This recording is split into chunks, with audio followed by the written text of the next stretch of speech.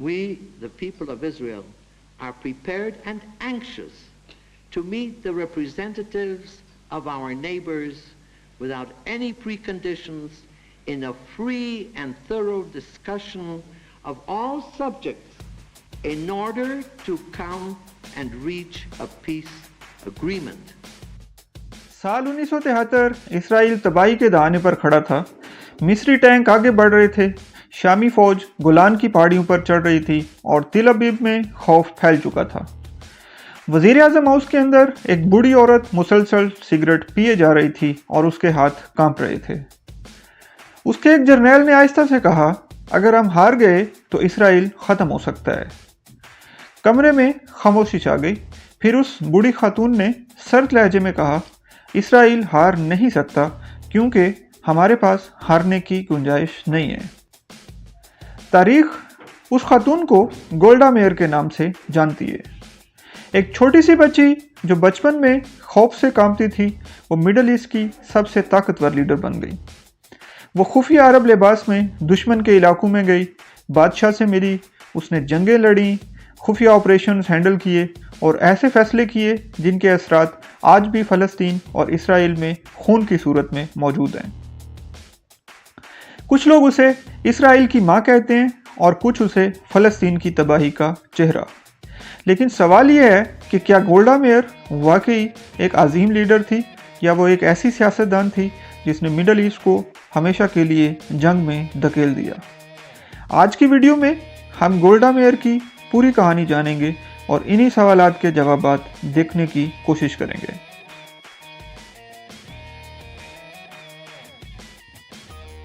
(1898) मौजूदा यूक्रेन के शहर कैफ में एक गरीब यहूदी ख़ानदान में एक बच्ची पैदा हुई जिसका नाम गोल्डा रखा गया। उस ज़माने में रूसी सल्तनत में यहूदियों पर जुल्म आम था। हजूम हमला कर देते, कभी दुकानें जला दी जाती तो कभी पूरे के पूरे यहूदी मोहल्ले तबाह कर दिए जाते। गोल्डा बाद में बताया करती कि मुझे याद है जब मेरे वालिद दरवाज़ों पर तख्ते लगा रहे थे क्योंकि अफवाह थी कि एक बड़ा हजूम यहूदियों पर हमला करने वाला है। इन्हीं ख़तरात की वजह से 1906 में उसका ख़ानदान अमेरिका हिजरत कर गया। वो मिल्वाकी जाकर आबाद हो गए। अमेरिका में भी ज़िंदगी दुश्वार थी, घर छोटा था, पैसे कम थे। गोल्डा की माँ छोटी सी दुकान चलाया करती। गोल्डा स्कूल जाती, फिर वापसी पर दुकान के कामों में अपनी माँ की मदद करती। लेकिन वो बहुत मुख्तलिफ लड़की थी। वो क्लास में बहस करती, उसातिज़ा से सवालात करती और अक्सर सियासी मौज़ूआत पर तकारीर करती। जब उसकी उम्र 14 बरस हुई तो उसके माँ बाप ने उसकी शादी की बातें करना शुरू कर दी। उसने अपनी माँ को शादी से इनकार किया और कहा कि वो बस किसी की बीवी बनने के लिए पैदा नहीं हुई। उसके बाद वो अपनी बहन के पास शिफ्ट हो गई। वहाँ रातों को सियासी बहसें होती, socialism, revolution, Jewish state, Palestine वगैरह। यहाँ ही यहूदियों के लिए एक अलग मुल्क का ख्वाब उसके जहन में पक्का हो गया। बाद में उसकी मुलाकात एक नर्म मिजाज शख्स मॉरिस मेयरसन से हुई। दोनों ने शादी कर ली, मगर शादी के बाद जल्द ही मसला शुरू हो गया। मॉरिस पुरसकून ज़िंदगी गुजारना चाहता था और गोल्डा सियासत करना चाहती थी। पहली जंग अज़ीम में जब उस्मानी सल्तनत को शिकस्त हुई तो बरतानिया ने बालफोर डिक्लेरेशन के तहत यहूदियों को फ़लस्तीन में लाकर आबाद करना शुरू कर दिया। गोल्डा और उसके शौहर मॉरिस ने भी 1921 में फ़लस्तीन का रुख किया। गोल्डा ने एक कैंप में काम शुरू किया।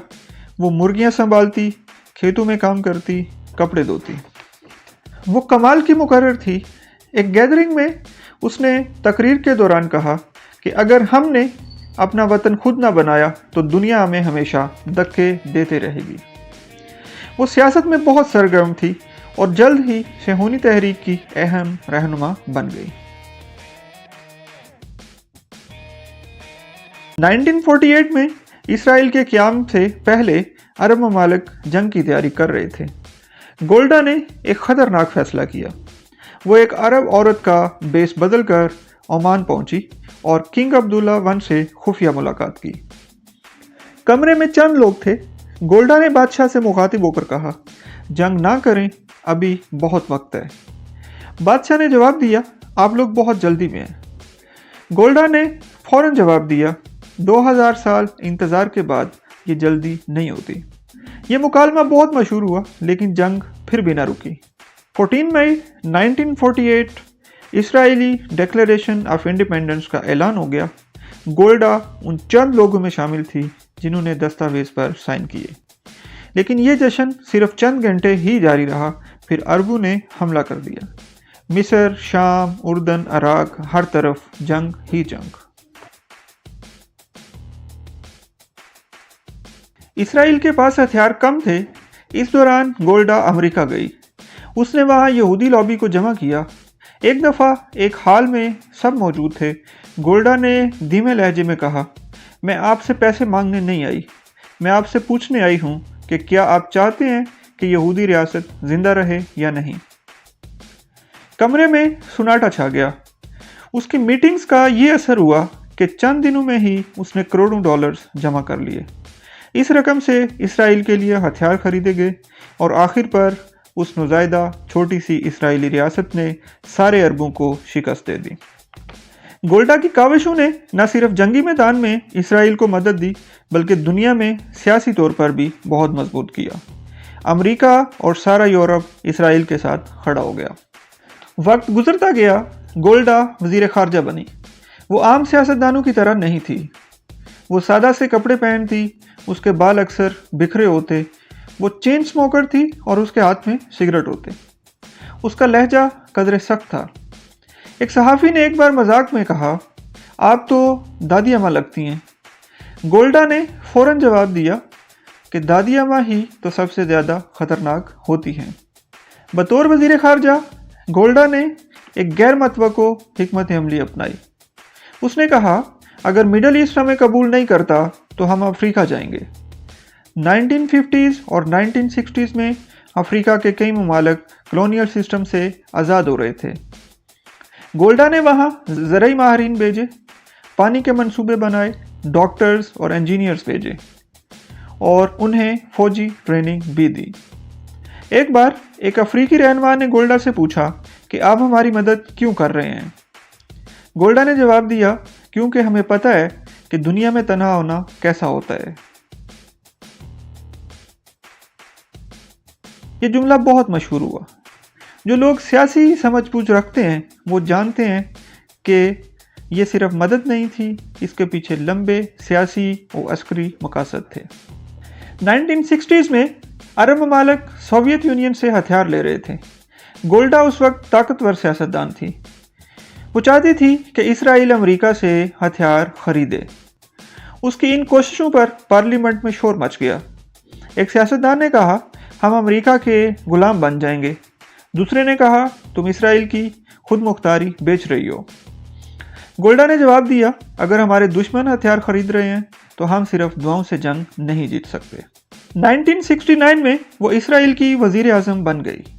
अमरीकी वज़ीर ख़ारजा हेनरी किसिंजर के साथ उसकी अक्सर सख्त बहस होती। एक बार किसिंजर ने मजाक में कहा, पहले मैं अमरीकी हूँ, फिर वज़ीर ख़ारजा और फिर यहूदी। गोल्डा ने जवाब दिया, हमारे यहाँ दाएं से बाएं पढ़ते हैं। उसका मतलब था कि आपको सबसे पहले यहूदी होना चाहिए। साल 1972 में जर्मनी के शहर म्यूनिख में ओलंपिक्स जारी थे।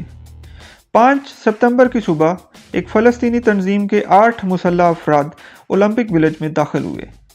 उन्होंने इसराइली टीम के खिलाड़ियों और कोचेस को यरगमाल बना लिया। मुतालबा था कि फ़लस्तीनी कैदियों को रिहा किया जाए।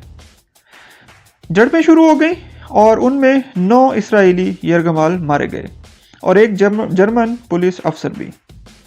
5 हमलावर भी मारे गए। वो इतने तगड़े असाब की मालिक थी कि उसने मोसाद की क़यादत को हाजिर करके हुक्म दिया कि एक खुफिया मुहिम शुरू करो और सारे ज़िम्मेदारान को चुन चुन कर मारो। और फिर ऐसा ही किया गया। किसी को पेरिस में कत्ल किया गया, किसी को रोम में, तो कोई किसी होटल के कमरे में मारा हुआ पाया गया। उसके इस तरीके ने इसराइली जासूसी, खुफिया कत्ल और खुफिया ऑपरेशंस को एक नई शक्ल दे दी। سال 1973 یوم کپور کے دن مصر اور شام نے اسرائیل پر ایک ساتھ حملہ کر دیا۔ اس حملے کی پیشگی اطلاع نہیں تھی۔ ابتدا میں اسرائیل کو جھٹکا لگا، لیکن بعد میں جنگ کا پاسا پلٹ گیا۔ گولڈا بے چین راتوں کو مسلسل سگریٹ پیتی اور اپنے جرنیلوں کا حوصلہ نہ ٹوٹنے دیتی۔ جنگ میں اسرائیل فاتح رہا اور سینائی پیننسولا کے بدلے مصر نے اسرائیل کو تسلیم کر لیا۔ وہ فلسطینی ریاست کو سرے سے نہیں مانتی تھی۔ اس نے ایک بار کہا، فلسطین جیسی کوئی چیز نہیں ہے۔ یوم کپور جنگ کے بعد لوگ شدید غصے میں تھے۔ لوگ پوچھ رہے تھے کہ اتنی مضبوط انٹیلیجنس ہونے کے باوجود اسرائیل کو حملے کا پتہ کیوں نہ چل سکا۔ اس دباؤ پر اسرائیلی حکومت نے ایک انکوائری قائم کی۔ اس انکوائری میں گولڈا سے سخت سوالات ہوئے، لیکن وہ ڈائریکٹ گلٹی ڈکلیئر نہ ہو سکی۔ پھر عوام غصے میں تھی۔ اسرائیل میں مظاہرے شروع ہوئے۔ گولڈا ذہنی طور پر بہت ٹوٹ چکی تھی۔ آخر کار 1974 میں اس نے ریزائن کر دیا۔ ریزائن کرنے کے بعد وہ یروشلم میں مقیم رہی۔ وہ کبھی کبھار سیاسی ملاقاتیں بھی کرتی اور مختلف جگہوں پر لیکچرز بھی دیتی۔ اس نے اپنی یادداشتیں لکھیں، چند سیاسی انٹرویو دیے اور زیادہ وقت قریبی دوستوں اور خاندان کے ساتھ گزارا۔ گولڈا کی موت 8 دسمبر 1978 کو ہوئی۔ اس وقت اس کی عمر 80 سال تھی۔ موت کی وجہ بلڈ کینسر بتائی جاتی ہے۔ اسے ماؤنٹ ہرزل میں دفن کیا گیا، جہاں اسرائیل کے کئی اہم رہنما اور فوجی دفن ہیں۔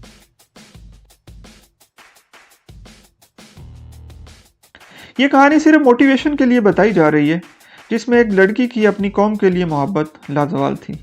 دوسری طرف اسرائیل کی طرف سے برپا کیا جانے والا ظلم ساری دنیا دیکھ رہی ہے، جہاں لوگ یا تو مر رہے ہیں یا انہیں اپنا گھر چھوڑ کر کہیں اور جانا پڑتا ہے۔